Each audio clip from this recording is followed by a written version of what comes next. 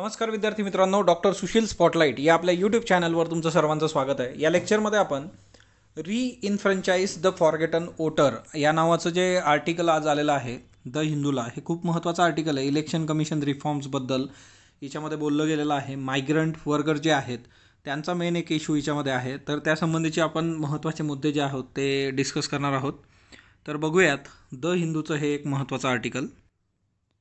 तत्पूर्वी doctor Sushil स्पॉटलाइटला follow करण्यासाठी डिस्क्रिप्शनमधली link Telegram करता तुम्ही वापरू शकता आणि फेसबुकवरही आपला ग्रुप आहे, तिथेही फॉलो करू शकता.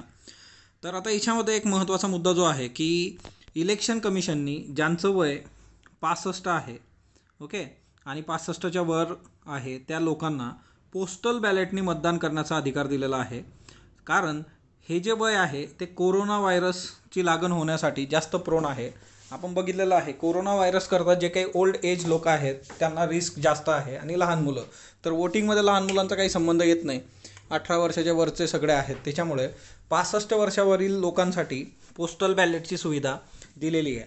याआधी जी सुविधा दिली गेली होती तर ती 80 वर्षाची वरची लोक आणि जे डिसेबल सिटिझन्स आहेत, दिव्यांग व्यक्ती, अपंग व्यक्ती, त्यांना आणि 80 वर्ष आणि त्याच्यापेक्षा जास्त वय असणाऱ्यांना ही सुविधा होती की ते पोस्टल बॅलेटनी मतदान करू शकत होते. आता पोस्टल बॅलेटनी असं होऊ शकत नाही की इन्फेक्शन जे आहे, रिस्क ऑफ इन्फेक्शन कमी होणार नाही, परंतु त्यांना सेपरेट वोटिंग बूथ्स वगैरे सिनियर सिटीजनला प्रोव्हाइड करण्यापेक्षा हे कधीही चांगलं आहे. आता मेजर इश्यू जो येतो तो मायग्रंट्स ऑन मार्जिन, म्हणजे जे काही स्थलांतरित मजूर आहेत त्यांच्या मतदानाचा एक इश्यू आहे की ज्याच्यावर ह्या सगळ्या याच्यामध्ये फोकस केलेला आहे. आता हे जे मायग्रंट वर्कर्स आहेत यांचा जर मुद्दा तुम्ही बघितला तर एकंदरच ही जी लोकं आहेत हिच्यामध्ये दोन प्रकार तुम्ही बघू शकता की मायग्रंट वर्करच्या बाबतीमध्ये. इंटरनली जे मायग्रंट आहेत, इंटरनल मायग्रंट, देशामध्ये मायग्रेट झालेले लोक देशातल्या देशात, तर त्याची संख्या जी आहे ती 13.9 करोड आहे. इकॉनॉमिक सर्वे ऑफ इंडिया 2017नुसार, म्हणजे 2017चा जो economic of survey of India आहे त्याच्यानुसार जवळपास 13.9 म्हणजे 14 करोड लोक ही आहेत. म्हणजेच एकंदरच भारताच्या एकूण वर्कफोर्सच्या 1/3 ही लोकं आहेत, ओके, 1/3.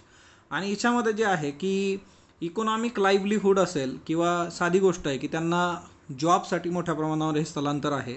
मग कन्स्ट्रक्शन सेक्टर असेल, बांधकाम असेल, किंवा मग डोमेस्टिक वर्क असेल, घरगुती काम असेल, किंवा ब्रिक किन्स असेल, है ना, वीट भट्टी असेल, किंवा माइन्स असतील, ट्रान्सपोर्टेशन, वाहतूक, सिक्युरिटीमध्ये, सुरक्षा याच्यामध्ये, आणि ॲग्रिकल्चर. तर या सगळ्या याच्यात तुम्हाला हे मायग्रेशन दिसतं थोड्या मोठ्या प्रमाणामध्ये, आणि हे जवळपास भारताच्या एकूण मायग्रंट वर्करच्या 1/3 आहे. दुसरी महत्त्वाची गोष्ट की आता याच्यातले बरेचसे लोक जे असतात ते जिथं काम करत असतात तिथंच सेटल होऊन जातात, आणि त्या केसमध्ये त्यांच्या नेटिव्ह विलेजेसमध्ये जाणं, तिथं जाऊन हे करणं म्हणजे वोटिंग करणं, तर हा सगळा एक आता विसरल्यात जमा असणारा विषय आहे. ते जिथं जातात, काम करतात, तिथंच राहत असतात. फक्त जे सिजनल वर्कर्स असतात तर ते सिजनल वर्कर जाऊन वोटिंग करू शकतात, तर तो एक मुद्दा आहे. दुसरी महत्त्वाची गोष्ट जी असतात की त्यांचे जे जॉब आहेत ते लो वेज जॉब आहे, म्हणजे त्यांना मजुरी खूप कमी मिळते, एक्सप्लॉयटेशन मोठ्या प्रमाणावर होतं, त्यांना आयडेंटिटी नाही, त्याच्यानंतर प्रॉपर लिव्हिंग कंडिशन्स नसतात, है ना, कुठलाही वेलफेअरचा असेस नाही आहे, आणि अशा कंडिशनमध्ये ते मतदान करू शकत नाहीत. त्याची बरीचशी रिझन आहे. तुम्हाला एका ठिकाणाहून दुसऱ्या ठिकाणी जायचं असलं तर त्याच्यासाठी भाड्याचे पैसे लागतात, ते पैसे कुठून येणार, हा एक महत्त्वाचा मुद्दा आहे. त्याच्यानंतर दुसरी महत्त्वाची गोष्ट जी आहे की ते घरी जाणं पण अफोर्ड करू शकत नाही इलेक्शनच्या दिवशी, कारण त्यांचा जॉब, तिच्यावर सुट्या वगैरे असे काही हे नसतात. डेली वेजेसवर तुम्हाला काम केलं तर पैसे आहेत. दुसरी महत्त्वाची गोष्ट जी आहे की स्टेट गव्हर्नमेंटचा जो काही ॲटिट्यूड आपल्याला दिसून येतो, म्हणजे वेगवेगळे स्टेट गव्हर्नमेंट असतील त्यांच्याबद्दलचा, तर त्यांना वोट बँकच्या बाबतीमध्ये खूप प्रॉपरली कन्सिडर केलं जात नाही, हा पण एक मुद्दा आहे. दुसरी महत्त्वाची गोष्ट जी आहे ह्या सगळ्या याच्यामध्ये की आता हे इंटरनल मायग्रंट वर्कर जे आहेत, मग ते जिथं राहतात, जिथं काम करतात, स्थलांतरित होऊन तिथं जातात, मग ते तिथं स्वतःला इनरोल का करत नाही, ते नॉट, है ना, do not enroll as a voters. तर त्याचं रिझन आहे की एकतर त्यांच्याकडे रेसिडन्स प्रूफ आणि त्या सगळ्या गोष्टी ज्या असतात, है ना, की कागदपत्र, त्या सगळ्या गोष्टी देणं आणि त्या सगळ्या गोष्टी करणं इतकंसं सोपं नसतं. आणि दुसरी महत्त्वाची गोष्ट की सिजनल मायग्रंट जे काही असतात तर ते बऱ्यापैकी वोट करतात त्यांच्या गावामध्ये, जर त्यांना शक्य झालं तर. सिजनल मायग्रंटच्या बाबतीमध्ये हे होऊ शकतं की ते मतदान करू शकतात, किंवा करप्शन इन इलेक्शन तुम्हाला माहिती आहे, काही लोक प्रोव्हाइड पण करतात किंवा तुम्ही इलेक्शनचं वोटिंग करायला या, आम्ही तुमचं भाडं देतो वगैरे वगैरे, त्या केसमध्ये होऊ शकतं. त्याच्यानंतर दुसरी महत्त्वाची गोष्ट जी आहे की त्यांना टार्गेटसुद्धा केलं जातं की ते जर तिथं लोकल हिच्यामध्ये रजिस्टर झाले तर तिच्यामधून लोकल आणि स्थलांतरित हा संघर्ष पण आपल्याला दिसायला लागतो. तर तो एक महत्त्वाचा मुद्दा आहे. ओके. आणि त्याच्यानंतर महत्त्वाची गोष्ट जी आहे की इलेक्शन कमिशनच्या बाबतीमध्ये, आता इलेक्शन कमिशनच्या बाबतीमध्ये एक महत्त्वाचं आहे की जी लोक इलिजिबल आहे वोटसाठी त्यांना इन्श्युरिटी देणं की ते मतदान करू शकतात, हे इलेक्शन कमिशनचं काम आहे. दुसरी महत्त्वाची गोष्ट, भारतात जवळपास 91.05 करोड लोक रजिस्टर्ड वोटर्स आहेत, नोंदणीकृत मतदार. आणि 2019चं जे जनरल इलेक्शन आहे त्याचा विचार करता जवळपास 67.4% एवढ्या लोकांनी मतदान केलेलं आहे. 61.36 करोड वोटर जे आहे त्यांनी त्यांचं वोट कास्ट केलेलं आहे. तर हाही एक महत्त्वाचा मुद्दा आहे. त्याच्यानंतर दुसरी महत्त्वाची गोष्ट की त्यांचा जो फोकस आहे म्हणजे 1/3 जवळपास 29.68 कोटी लोक की जे मतदान करत नाहीत. आता election commission, national election study जो आहे तो काय सांगतो की जवळपास 10% रजिस्टर्ड वोटर का मतदान करत नाही, कारण त्यांना पॉलिटिक्समध्ये इंटरेस्ट नसतो. म्हणजे जर तुम्ही हे सरळ सरळ बघितलं 30%, तर म्हणजे ह्या सगळ्या ह्याच्यामध्ये. आणि दुसरा महत्त्वाचा मुद्दा जो आहे की 20% जे आहेत म्हणजे जवळपास 20 करोड लोक जे आहेत तर ते अनेबल टू डू सो, म्हणजे त्यांना मतदान करायचं आहे पण ते करता येत नाही 20 कोटी लोकांना. आणि 10% लोक हे स्वतःहून करत नाहीत कारण त्यांना पॉलिटिक्समध्ये इंटरेस्ट नाही आहे. तर एकंदर आपला जो मुद्दा आहे आता, तो मुद्दा इथं असा आहे की भारतामध्ये फक्त 67% जे 70% जे वोटिंग झालं आहे, मग उरलेल्या 30%वर आपल्याला फोकस करणं गरजेचं आहे. दुसरा महत्त्वाचा मुद्दा की आता जवळपास 3 करोड NRI आहेत, नॉन रेसिडेंट इंडियन्स. तिच्यातले जवळपास 1 लाख जे आहेत त्यांनी मतदानासाठी नोंदणी केलेली आहे. आणि जवळपास 2019मध्ये ज्या लोकांनी मतदान केलं ते फक्त 25,000 होते. म्हणजे 3 कोटी NRI आहेत, तिच्यातल्या 1 कोटीनी मतदानासाठी नोंदणी केलेली आहे आणि ॲक्च्युअलमध्ये मतदान जे केलेलं आहे ते फक्त 25,000 लोकांनी केलेलं आहे. तर हा एक महत्त्वाचा मुद्दा आहे. आणि गव्हर्नमेंटनी काय केलं होतं, लोकसभेमध्ये त्यासंबंधीचं विधेयकसुद्धा आणलं होतं की जे काही NRI आहेत त्यांना प्रॉक्सी वोटिंग करू द्यावी. प्रॉक्सी वोटिंग काय असतं, पोस्टल बॅलेटमध्ये तुम्ही पोस्टा थ्रू मतदान करू शकता बॅलेट पेपरवर हे करून. पण प्रॉक्सी वोटिंग असं असतं की तुमच्याऐवजी दुसरी व्यक्ती जाऊन तिथं मतदान करून येते, तुम्ही त्याला ते अधिकार देता, प्रॉक्सी वोटिंग. तर हे जे विधेयक होतं ते पारित झालं नाही. मग आता याच्यात सगळ्यात महत्त्वाचा मुद्दा येतो की तुम्हाला 3 CR जे तुमच्याकडं NRI आहेत त्यांच्यासाठी तुम्ही नवीन विधेयक आणता, परंतु जो 1/3 मायग्रंट लेबर आहे, पुअर मायग्रंट लेबर, त्याच्याबद्दल तुम्ही असं का करत नाही, की त्याच्याबद्दल तुम्ही विचार का करत नाही, हा मेन मुद्दा इथं आहे.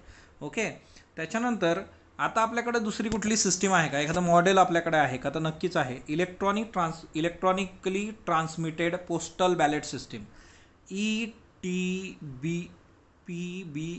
ओके. ETPBS जे आहे तर ते महत्त्वाचं आहे, electronically transmitted postal ballot system.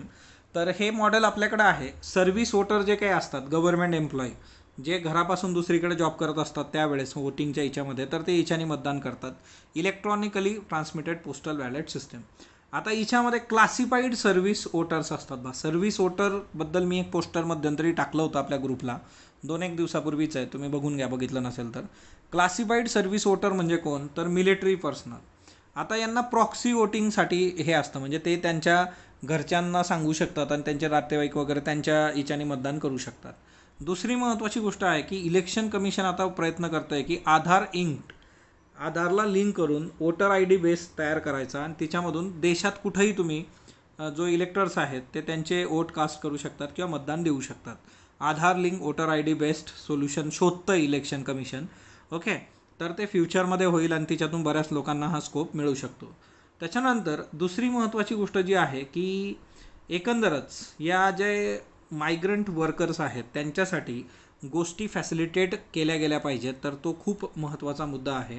ते बऱ्याचदा फिजिकली प्रेझेंट राहून मतदान करू शकत नाही, तर त्या केसमध्ये आपण काहीतरी केलं पाहिजे की जेणेकरून एवढा जो काही स्टार्ट आहे, जवळपास ही जी कोट्यावधीमध्ये स्थलांतरित लोक आहेत, आपण ती संख्या बघितली की तेवढ्या लोकांना ते त्या लोकशाहीच्या मूळ प्रवाहात आणणं गरजेचं आहे.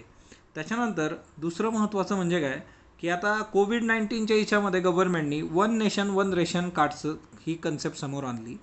मग त्या केसमध्येच आपण one nation one voter I डीवर पण काम केलं पाहिजे आणि जेणेकरून जिथं कुठं मायग्रंट वर्कर असतील त्यांना एकंदर आपण विसरूनच गेलो आहोत. म्हणूनच त्यांना फॉरगटन मायग्रंट वर्कर म्हटलेलं आहे की विसरलो आहे आपण त्यांना, असं होता कामा नये. तर हा खूप महत्त्वाचा मुद्दा आहे. आणि एकदा का ते लोक ह्या मतदानाच्या प्रक्रियेमध्ये आलेत तर त्याच्यानंतर we expect that we will see the change in how they are treated. मग तिच्यामधून की आता मायग्रंट वर्करच्या बाबतीमध्ये कुणीही खूप प्रॉपरली दखल घेतलेली आपल्याला दिसून येत नाही. प्रत्येक ठिकाणी थोडंफार प्लस मायनस झालेलं आहे आणि त्याच्यामुळे जर ते प्रॉपरली मायग्रंट वर्कर वोटिंगच्या ह्याच्यात आले तर तिच्यामधून त्यांना जी वागणूक दिली जाते ती चुकीची आहे, ती कशा पद्धतीची आहे ते तुमच्या समोर येऊ शकतं. दुसरी महत्त्वाची गोष्ट थॉमस जेफरसनचं एक खूप महत्त्वाचं कोट हिच्यामध्ये आहे. We do not have government by majority, we have government by majority who participate. तर हे खूप महत्त्वाचं आहे, जे थॉमस जेफरसनचं स्टेटमेंट आहे की आपल्याला बहुमतात सरकार नसतं मिळत, जी लोकं पार्टिसिपेट करतात म्हणजे जी लोकं मतदान करतात त्या लोकांमधून ती मेजॉरिटी आहे. तर तो एक महत्त्वाचा मुद्दा इथं, हे स्टेटमेंट खूपच ॲप्रोप्रिएट आहे इंडियन डेमोक्रेसीच्या बाबतीत सुद्धा. तर ते आपण लक्षात घेतलं पाहिजे. असे महत्त्वाचे जे आर्टिकल्स आहेत ते आपण डिस्कस करत राहू. स्पॉटलाईटबरोबर जोडलेलं राहा. स्पॉटलाईटला लाईक करा, शेअर करा, सबस्क्राईब करा. धन्यवाद विद्यार्थी मित्र.